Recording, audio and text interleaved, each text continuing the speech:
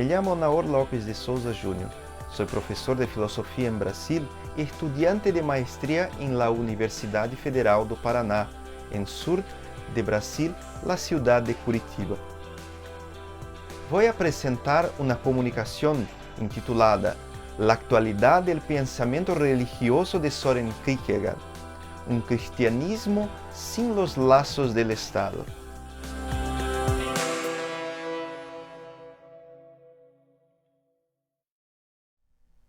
La vida del filósofo y teólogo danés Søren Kierkegaard estuvo llena de controversias.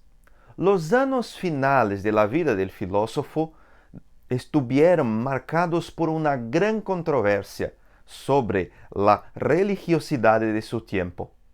Su radical experiencia del cristianismo fue el punto de partida para una verdadera guerra contra la Iglesia Luterana de Dinamarca. Kierkegaard vive un cristianismo radical en su sentido puro, sin los lazos institucionales, como deja claro en sus escritos.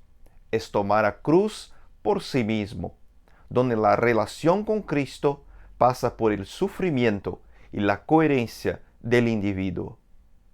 Seguro de que la subjetividad es la propia verdad del ser humano, la verdad existencial del ser humano, debe entonces el ser humano ser un imitador de Cristo, y eso sería un escándalo para la sociedad de masas.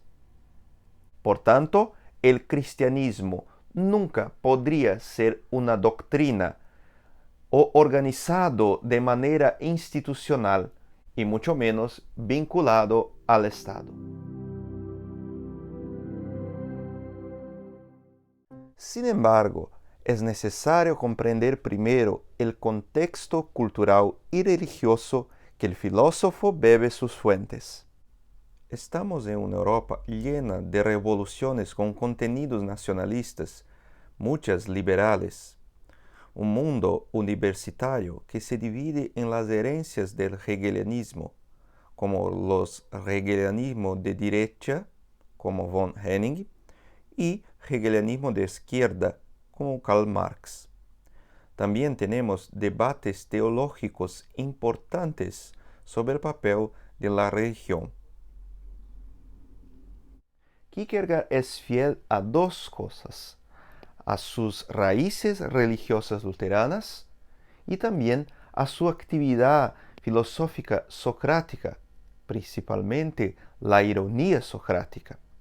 Esto no rehuye del contexto antes mencionado. Muchas de las controversias del fundador del existencialismo tienen un trasfondo religioso. Su ruptura con su novia Regine Olsen, su discusión con el periódico Corsaren y sus artículos contra los pastores y obispos de la iglesia danesa, aquí incluido su propio hermano obispo, Peter Kierkegaard. El filósofo Søren quiere encarnar en sí mismo el problema cristiano de la cruz, que es lo verdadero cristianismo, un cristianismo militante, el cristianismo de la cruz. En su obra Punto de Vista, Kierkegaard dijo: «Soy un escritor religioso». En su vida dejó varios escritos religiosos, como las obras del amor y sus discursos edificantes. Una de las situaciones analizadas por Kierkegaard fue el caso del pastor Adolf Adler, párroco de Asle, que tuvo una revelación en que escuchó las voces de Jesús. Debido a esto, fue removido del sacerdocio. Un rato después, presionado por la institución, regresó y negó sus revelaciones. En el libro de Adler, escrito en 1848 y publicado póstumamente, Kierkegaard ve en Adler un fenómeno que refleja la confusión de su tiempo sobre lo que significa ser cristiano a partir de la relación entre el individuo y la autoridad de la Iglesia oficial. Debemos recordar que la fe de la confesión luterana es algo más individual, que es diferente del catolicismo, que es comunitario, pero a través de su interpretación teológica y darse cuenta de los problemas del caso Adler, Kierkegaard se dio cuenta que la Iglesia luterana ya no se enfocaba en el individuo, pero estaba cambiada en un gran cuerpo institucional.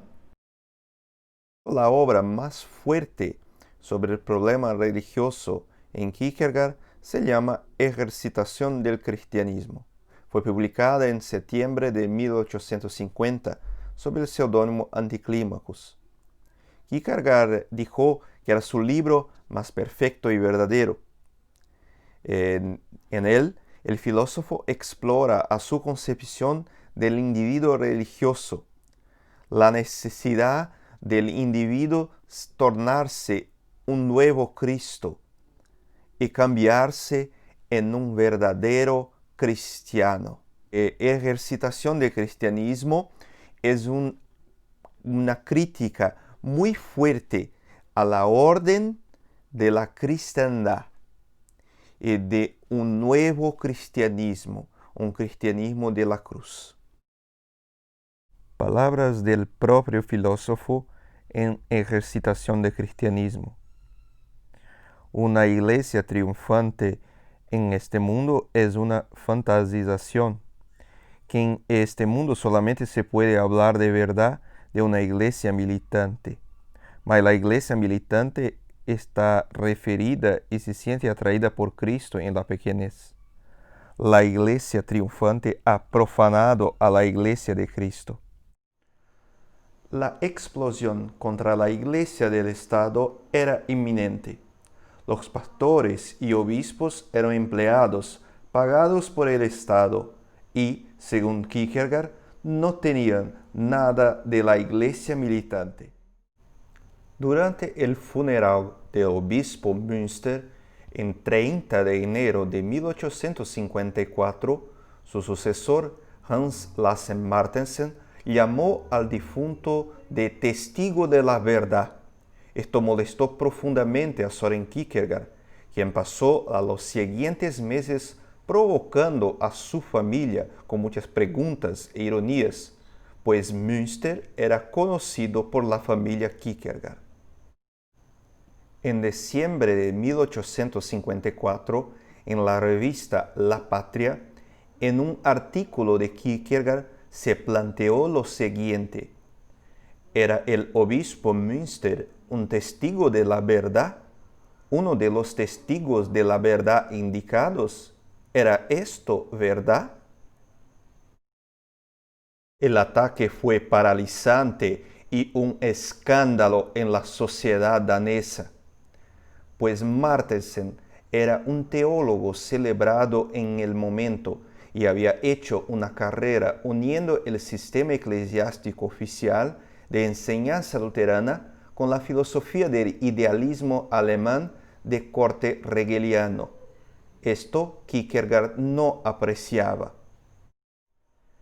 En los años 1854 y 1855, Kierkegaard redactó una serie de artículos atacando a la iglesia oficial, y esto acabó consumiendo sus ahorros y su salud.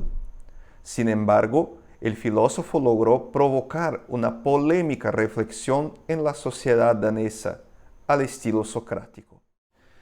Kierkegaard murió el 11 de noviembre de 1855. No aceptó la visita de su hermano obispo y no quiso tomar la comunión, según sus principios. Su legado ya comienza en el funeral, donde su sobrino, Henrik Lund, critica fuertemente la organización de la iglesia danesa y sus vínculos con el Estado. El caso se convirtió en un escándalo en la sociedad danesa y demostró las opiniones tanto de Kierkegaard como de su sobrino, ya que el obispo Martensen utilizó su influencia para procesar y multar a Lund. El legado de Kierkegaard llegó hasta nuestros días.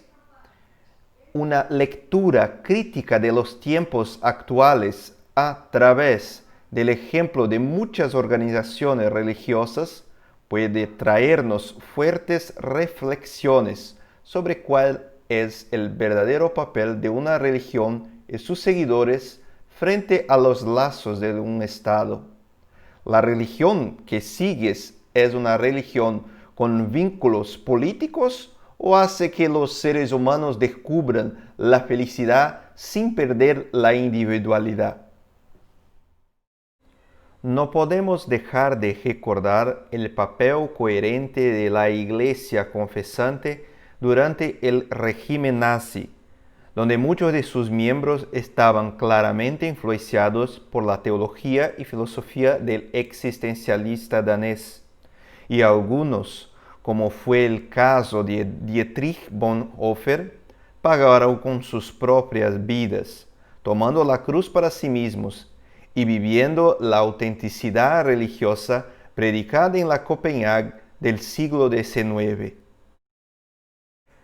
Desafortunadamente, durante el régimen nazi también vimos lo contrario, fuertes vínculos entre algunas iglesias y un Estado asesino.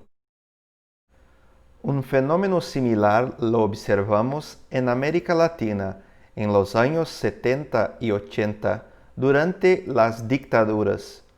Mientras algunas instituciones religiosas preferían vincularse a sus respectivos estados, silenciando las atrocidades, otras eran críticas y denunciaban sin temor las violaciones de derechos humanos. De alguna manera, Kierkegaard estaría orgulloso de aquellas que preferirán la militancia sin temor a tomar la cruz.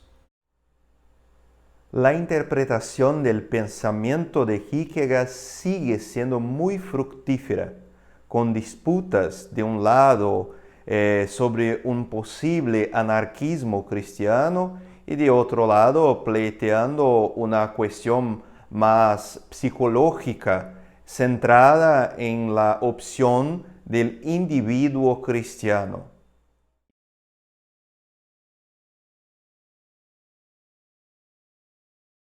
Pero una de sus grandes contribuciones es hacernos una pregunta. ¿Es realmente posible vivir una religiosidad auténtica y coherente sin posicionarse sobre los desórdenes políticos, estatales, financieros e institucionales presentes en la sociedad? Kierkegaard tiene mucho a contribuir en sus escritos, sus estudios, para nosotros, para la sociedad moderna, para esta sociedad de masas que necesita cada vez más no se olvidar del centro que es o individuo humano. Muchas gracias por compartir con vos el conocimiento sobre Søren Kierkegaard. Hasta luego.